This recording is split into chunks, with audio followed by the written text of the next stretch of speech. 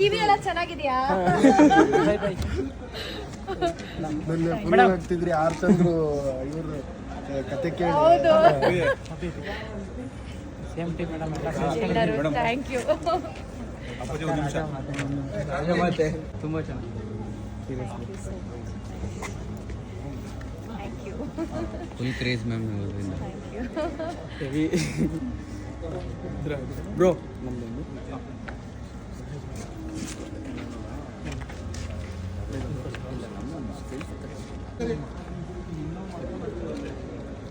Madam finally ಅತ್ತೆ ಮಗ win ಆಗಿತ್ತು.